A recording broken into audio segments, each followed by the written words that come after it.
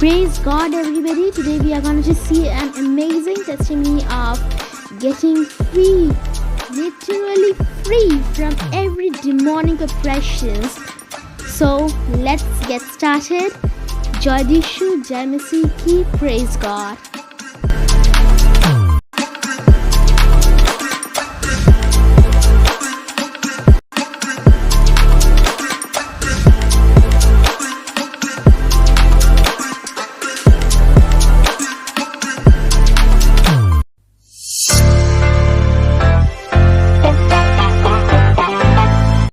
জয় যিশু।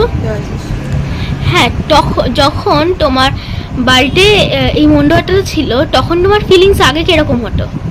আগে আমি বুঝতে পারতাম না সেরকম কিছু, তবে হ্যাঁ একটু শরীরটার মধ্যে একটু প্রবলেম হতো, নানা রকম টেনশন হতো, হ্যাঁ এইসব তো ছিলই। তারপরে কিছু একটু ছেলেকে নিয়ে একটু চিন্তা করলে আর একটু বেশি করে চিন্তা করলে একটু আমাকে খুব হতো।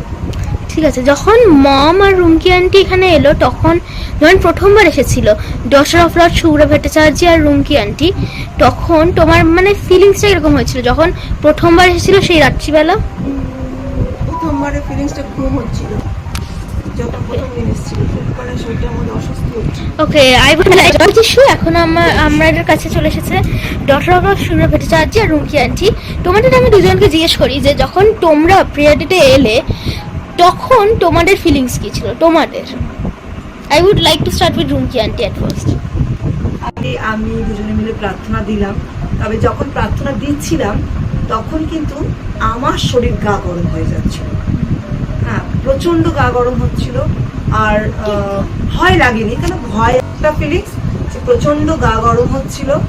আর জানি এবার চলে যেতে বাধ্য বন্দ্যোপাধ্যায়, এটা একটা ফিলিংস। এবার আমি আসি মামার কাছে। হ্যাঁ, এবার আমি আসি মামার কাছে যে তোমার ফিলিংস কিরকম ছিল এট দ্যাট মোমেন্টস যখন তুমি প্রথমবার এলে সেই রাত্রিবেলা? জয় যিশু। দিদিকে তো অনেকদিন থেকেই চেনা, তো সেই চেনার সুবাদে দিদি মানে একটু মানসিক প্রবলেমের মধ্যে রয়েছে, সেটাতে আমরা প্রত্যেকে, আমি দিদি বা আমাদের আরও গ্রুপের মেয়েরা সবসময় একটু টেনশনে থাকি, সবসময় চাই কীভাবে দিদিকে এখান থেকে রিলিজ করা যায়। সে সমস্ত কিন্তু চিন্তার পরেও আমি যখন প্রথম এখানে আসি আমি কিছু একটা ফিল করেছিলাম, অন্যরকম কিছু, মানে সেই ফিলিংসটা আমি ব্যাখ্যা দিতে সেভাবে পারবো না। তো আমি দিদির সাথে শেয়ার করেছিলাম। তো দিদির সাথে শেয়ার করার পর আমি সেদিন যখন আসি হঠাৎই আমি মানে দিদিকে দেখে আমার মনে হয়েছিল দিদি একটু অন্যরকম জগতে চলে যাচ্ছে। মানে হয়তো আমরা একটা কথা জিজ্ঞাসা করছি, দিদিটা সেটা স্কিপ করে অন্য আনসারে চলে যাচ্ছে। বা দিদিকে আমি এই জন্যে ঘুরিয়ে ফিরিয়ে অনেক প্রশ্ন করতাম, দিদির মতো করে করতাম। তখন দেখলাম দিদির মতো করে যখন আমি করছি দিদির সাথে আমার বন্ডিংটা আরও ভালো হচ্ছে।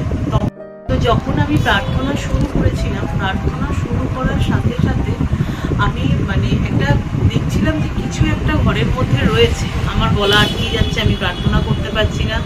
এবং এটাও দেখেছি যে এখানে একটা ক্রস ছিল, সেটা কিন্তু invisible. Can we show that place? হ্যাঁ অবশ্যই অবশ্যই। ঠিক এই জায়গাটাতে ক্রসটা ছিল, এই জায়গাটাতে রুমকিদি বসেছিল।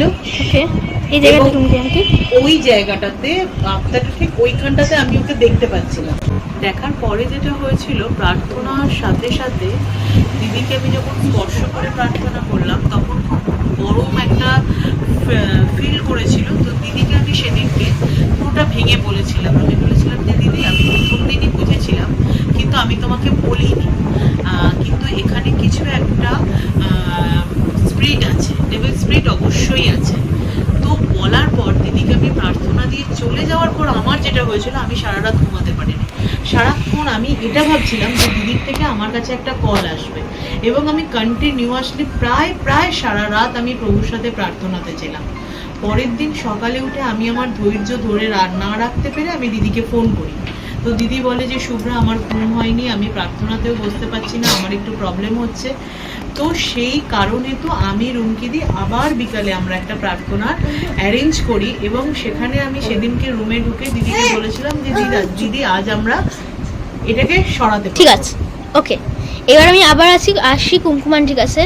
আগের দিন যখন মম বললো যে তোমার মমের খুব চিন্তা হচ্ছিল তোমার ব্যাপারে, সেদিন তোমার রাত্রিবেলা বা সেদিন ঘুমাতে গিয়ে তোমার কিছু প্রবলেম হয়েছিল? প্রথম দিন হ্যাঁ প্রথম দিন প্রথম দিন তো হয়েছিল, কিন্তু দ্বিতীয় দিন যখন হ্যাঁ সে প্রথম দিন থেকে কিরকম হয়েছিল? ঘুম আসছিল না, শরীরটা আনচান আনচান করছিল, এপাশ ওপাশ করছি শরীরের মধ্যে এটা মানে খুব অস্বস্তি হচ্ছিল, মানে পুরো বুঝতে পারছি না শরীরটা।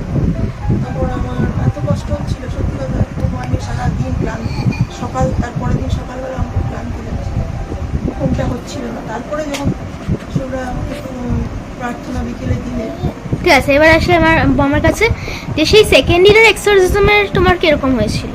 হ্যাঁ, সেকেন্ড দিন আমরা যখন প্রার্থনা দিচ্ছিলাম, আমি রুমকিনি দুজনেই রুমে ঢুকে বুঝেছিলাম যে এই রুমটাতে তখনও প্রেজেন্ট রয়েছে, এবং আমরা কন্টিনিউয়াসলি প্রার্থনা দেওয়ার পর যখন হোলি ওয়াটার ছিটাচ্ছিলাম, তখন যে আমার যে সমস্যাটা হয়েছিল আমি পুরো ফিল করেছিলাম যে আমার ডান হাতটা কেউ ধরে নিয়েছে, এবং সাথে সাথে দিদিদেরকে আমি প্রার্থনা করতে বলেছিলাম আমার জন্য। আমার এই ডান হাতটা পুরো ফুলে গেছিল, ওকে, ফুলে গেছিল এবং একটা অসম্ভব জ্বালা করছিল। তো কিন্তু তার সাথে সাথে যখন দিদিকে ধরে আমি প্রার্থনা কমপ্লিট করার পর আমি দিদিকে বলেছিলাম, দিদি ওই মন্দ শক্তি, মন্দ আত্মা কিছুই নেই তোমার ঘরে, আর তোমার ঘর থেকে পুরো বেরিয়ে গেছে। এবং তারপরে দিদির ফিলিংসটা দিদি বলবে যে তারপর থেকে দিদির ফিলিংসটা কি হয়েছে। তারপরে তোমার ফিলিংস সেই হয়েছিল? দিন রাত্রে আমি সুন্দর ঘুম হচ্ছিলাম এবং এখনো পর্যন্ত আছি, ভালো আছি। হ্যাঁ ঠিক আছে, জয় যিশু। এখনো আমরা দেখতে পাই যে যিশু নামে শয়তান পালায়, আর সেটাই ডটার অফ লর্ড চার্জের দ্বারা এখানে আমরা দেখতেই পাচ্ছি। Deliverance in Bengal, free from demonic operations, many are getting free from demonic operations. জয় যিশু সকলকে। যদি আপনাদের প্রেয়ার রিকোয়েস্ট থাকে তাহলে স্ক্রিনে দেওয়া এই নম্বরে আপনারা হোয়াটসঅ্যাপ করতে পারেন, অনলি হোয়াটসঅ্যাপ করবেন, আর আমরা the flock of new hope ministries থেকে আপনাদের জন্য অবভিয়াসলি প্রেয়ার করব। আর এই ভিডিওটা এই অবধি থাক। জয় যিশু।